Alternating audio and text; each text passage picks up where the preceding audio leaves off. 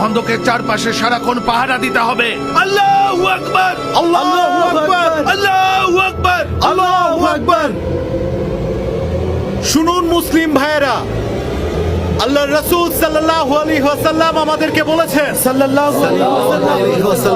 আপনাদের একটি দলকে মুশরিকদের অনুপ্রবেশ থেকে মদিনাকে রক্ষা করতে, যাতে নারী ও শিশুরা নিরাপদে থাকতে পারে। আমরা কুরাইজা গোত্রের বিশ্বাসঘাতকতা নিয়ে শঙ্কিত।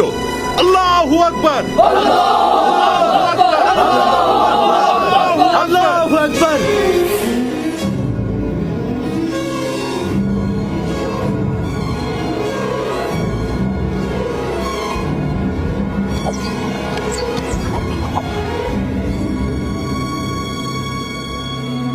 এই জায়গা দিয়ে খন্দকটি অগভীর ও সংকীর্ণ, আর এদিক দিয়ে মুশরিকদের প্রবেশ করার সম্ভাবনা আছে।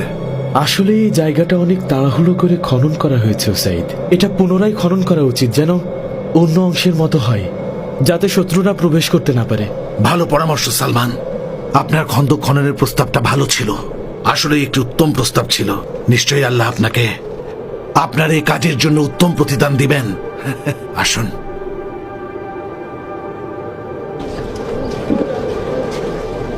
আপনি তো বলেছিলেন ইহুদিরা আমাদের সমর্থন দিবে হওয়াই, তাদের কাউকেই তো এখনো দেখতে পাচ্ছি না। শুনুন আবু সুফিয়ান, আমি মদিনায় আক্রমণ আর মুহাম্মাদকে ও তার সাথীদের হত্যা করার জন্য আমার সাথে যে সৈন্য নিয়ে এসেছি আর যে অর্থ ব্যয় করেছি, তারপরেও আপনি আমাকে এভাবে বলছেন? আচ্ছা ভাই, কুরাইজা গোত্রের কি হয়েছে? তারা কি কোনো পদক্ষেপ নেবে না? আমরা ইয়াসরিব যদি জয় করতে পারি, তাহলে তাদের কাছে শহর হস্তান্তর করব না, যদি না তারা এখনো আমাদেরকে মুহাম্মাদকে হত্যায় সাহায্য না করে। কেন তারা এখনো সেটা করছে না? অপেক্ষা করুন, আমি কুরাইজা গোত্রের প্রধানদের সাথে দেখা করতে যাব। দেখা যাক তারা আমাদের কথা শুনে কিনা। আমি তাদেরকে আমাদের সাথে যুক্ত হবার জন্য বুঝাবো। খুব ভালো প্রস্তাব ভাই, তাই করুন। মুহাম্মদ খন্দক খননের কৌশল অবলম্বন করে আমাদেরকে অবাক করে দিয়েছে। আমাদের অশ্ববাহিনী সামনে এগিয়ে গেলেই বাধার মুখে পড়ছে, খন্দকের উপর দিয়েও লাফিয়ে যাওয়া যাচ্ছে না, সামনে এগুলোই তীর নিক্ষেপ করছে। জান ভাই, কুরাইশ থেকে কাব ইবনে আসাদকে নিয়ে এসে আমাদের পরিকল্পনা বলে তাকে রাজি করান। কুরাইজা গোত্র পেছন থেকে আক্রমণ করবে, আর আমরা সামনে থেকে তাদের আক্রমণ করব। তাহলে খন্দকও আমাদের আটকাতে পারবে না, তাদের কোনো কৌশল আর তখন কোনো কাজে আসবে না। ঠিক আছে, রাত হলেই আমি বেরিয়ে পড়ব। মুহাম্মাদের অনুসারীদের থেকে সাবধান, আপনাকে দেখলেই হত্যা করবে। আমি নাদির গোত্রের প্রধান, মদিনায় কিভাবে যেতে হয় আমি জানি। আমি সবার অগোচরে অন্য দিক দিয়ে যাব, এমনভাবে কুরাইজা গোত্রের কাছে যাব যেন মুহাম্মাদের লোকেরা আমাকে দেখতে না পায়।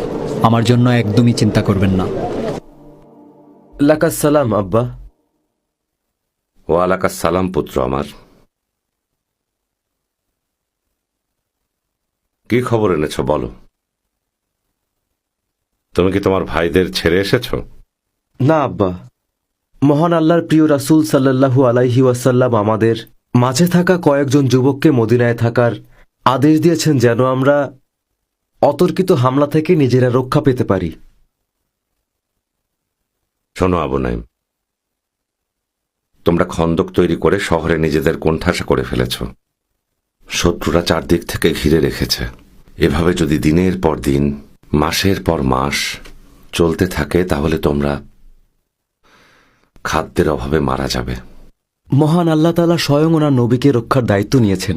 আল্লাহ তাআলার ইচ্ছায় তার প্রিয় নবী ও রাসূল সাল্লাল্লাহু আলাইহি ওয়াসাল্লাম নিজে এই খন্দক তৈরি করার কাজে হাত দিয়েছেন, আর এটা বলে দোয়া করতে বলেছেন, হে আল্লাহ, তুমি আমাদের সংকট দূরীভূত করো এবং আমাদের ভীতি দূর করো।